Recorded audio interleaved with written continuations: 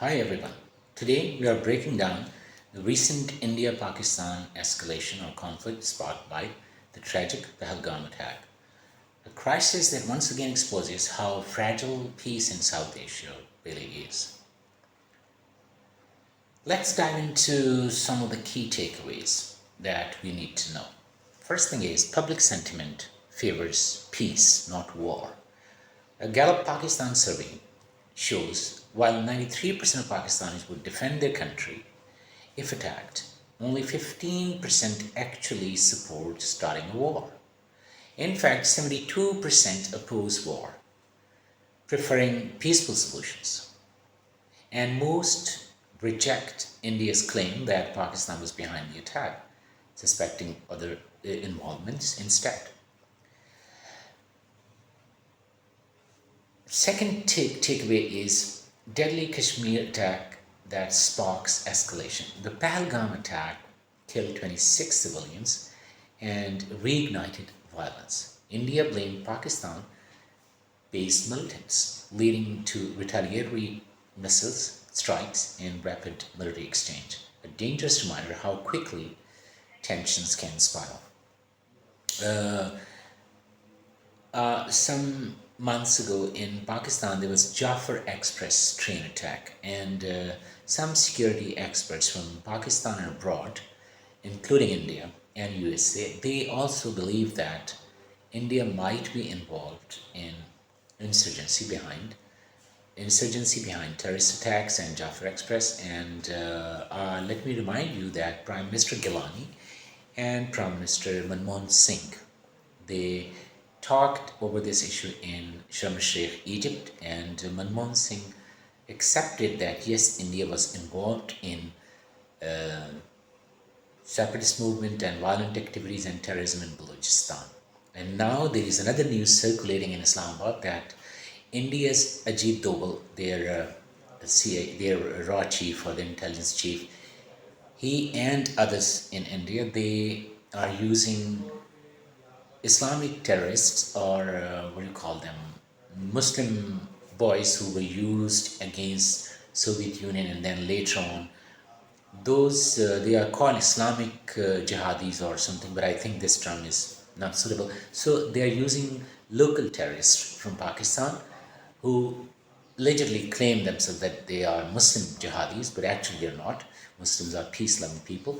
So local jihadis or local terrorists, they are being used to eliminate Kashmiri leadership within Pakistan, those Kashmiri leaders. So whether it's Pahalgam attack or it is other attacks in India or in Balochistan, or so there are things that are going on which show that there is something wrong in both the countries, and there are some elements that resort to terrorist activities, which is of course dangerous, and that is blocking the peace process.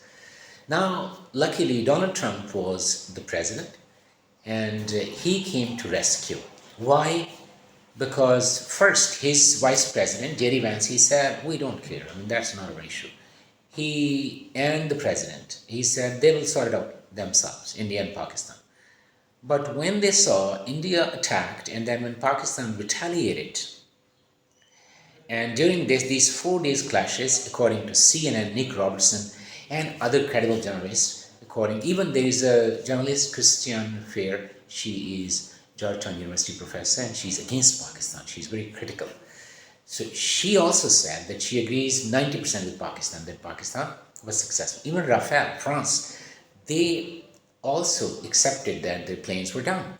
First one and then now two. So in total, Pakistan was successful in hitting 5 to 6 planes, and at least 5 went down. And our Pakistani Prime Minister Shehbaz Sharif says 6, but independent media they say that there were 5, and including 1 at least or 2 Rafale.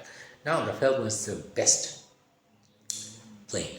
Now why Trump came into? First of all, we should not be skeptical. We should be thankful to Donald Trump that he stopped this war, because if it would have continued, then it was highly likely that nuclear weapons could be used, and that could have devastated millions of people. It would have killed Millions. So another Nagasaki and Hiroshima was averted thanks to Donald Trump and his leadership.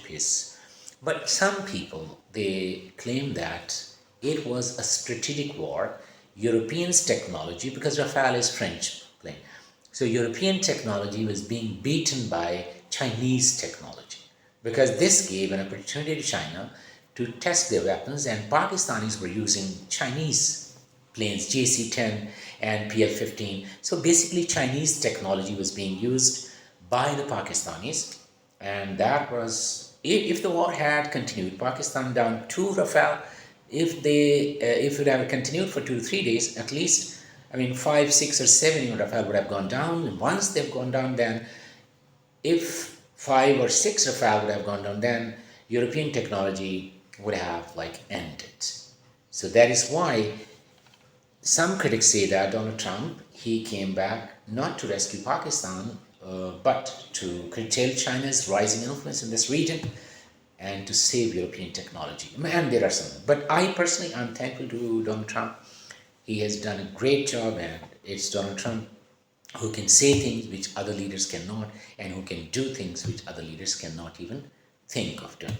And I believe that he can broker the peace in the South Asia, and that's a golden opportunity for Pakistan and India, that they should cooperate instead of fighting. They should sit together and talk. If European leaders can sit after World War II, why not? We can also sit together. We have lived for thousands of years like together. At least like for 800 years we lived together. And so USA has been successful, that Donald Trump was successful in ensuring a peace deal, and Pakistan and India, they agreed to a ceasefire immediately, whatever the reasons were. But they were stopped, and that's a good thing. All is well that ends well. Now, China's strategic role grows here because China has its own issues with India on many areas, and Pakistan has a problem with Kashmir, and now India is causing terrorist activities and playing its own terrorism through local religious militants and through Baloch insurgents. So these two, India's involvement is there. Pakistan also has apprehended and arrested some of the Indian officials, including Kulbhushan Yadav, who is a very famous officer in, right now, he was arrested by Pakistan. He was in Balochistan insurgency. And so Pakistan has a strong case. And international experts, they also believe that, yeah, it might be true. And this is part of India's policy as well.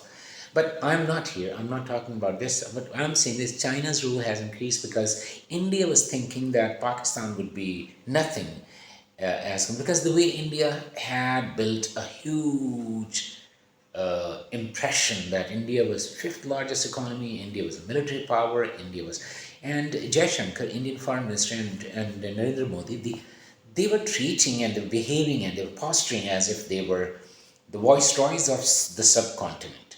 They treated as if Bangladesh Prime Minister was their chief minister, Bhutan, Nepal, other countries of South Asia. So Indian leadership was behaving as if these other small countries in South Asia, they were their dominions, or they were their chief ministers. This hubris, India's hubris, Modi and Jaishankar's hubris, that has taken India to this point. So when they started fighting against Pakistan, China supported Pakistan to balance India and to tell the world that China and India are not equal, because India was saying that I should not be compared to Pakistan, I should be compared to China, and USA was supporting India. They wanted to build India, to grow India, so that India stands against China and competes. But what China did, China preempted it. And China gave technology to Pakistan, JC-10, other things.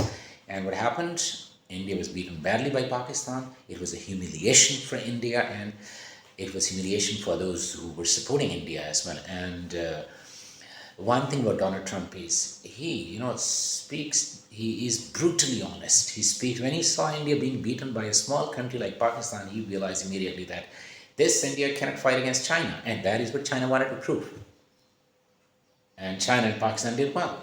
So now there is a journalist, there is a defense analyst, Pravin Sawhney. I was watching his interview. He's a credible defense analyst and he doesn't tell lies. He speaks the truth. I respect him. In addition to Ravish Kumar as well. But Pravin Sawhney is defense analyst and he said that there's only one condition where India can defeat Pakistan. And what is that? India must be, or India should be able to defeat China. So India can defeat Pakistan only when India can defeat China. And that is not going to happen. So you can draw your lessons. You can draw conclusions that India, now it's almost impossible for India to defeat Pakistan. So China has played a strategic role and its strategic role has grown. And that is why the Americans and the other nations, they quickly rushed in and to maintain. And Donald Trump also said that he wanted to do trade with India and with Pakistan. He also punctuated India and Pakistan together. So India wanted to be equated with China, but Donald Trump said, you and Pakistan, both India and Pakistan, both are great nations, both are equal. So India was punctuated with Pakistan. So this is a gain for Pakistan, and it is India's ambitions. But I would say here one thing. We have no enmity against India as Pakistanis. We want Kashmir issue to be solved. But one thing, if India doesn't listen to us, India should know that. India is not Israel, and we are not Palestine. India is not America, and we are not Afghanistan. India is not Russia, and we are not Ukraine, because Ukraine was the third biggest power in terms of nuclear weapons, but Ukraine gave up on the assurance of the United States and Western powers. But Pakistan is not a child. Pakistan is not simple. Our nuclear weapons are solely to defend Pakistan against India, because that is our deterrence. Indians, they must know that. They should not go for any other adventure, because this time we have seen India's posturing, we have seen India's. So in 2019, we have proven, when Abhinandan was arrested, that Pakistan is superior, technology is superior. Pravin Sawhney, India should listen to him, and India should not push this region into this war. Once again, they should sit together at the table and they should solve their problem. Because even Xi Jinping, Chinese president, although China has played a strategic role and their strategic role has grown, and China has proven that China is a powerful country in this region, and Pakistan has risen as the greatest and strongest country after China, because Pakistan has defeated India. So now for India, it is another foolish attempt to humiliate itself, because media, Modi, what he did, his media was saying, we have arrested Asim Munir. We have arrested Asim Munir, is the army chief of Pakistan. Now he's field marshal. Because India gave him the opportunity. He won the war and he has been given field marshal. After Ayub Khan, he's the second one. But the difference is he has been given this award by a civilian government. So India should not push this region into hell, into inferno, into fire. The only solution is they should sit together, Pakistan and India. And that is what Xi Jinping, according to Pravin Sawhney, again, Indian defense journalist, he says that Pakistan and India should sit together and they should solve the problems. And China also wants peaceful, because progress and prosperity is impossible without peace in this region, India, Pakistan, and China. So it's good for all these people.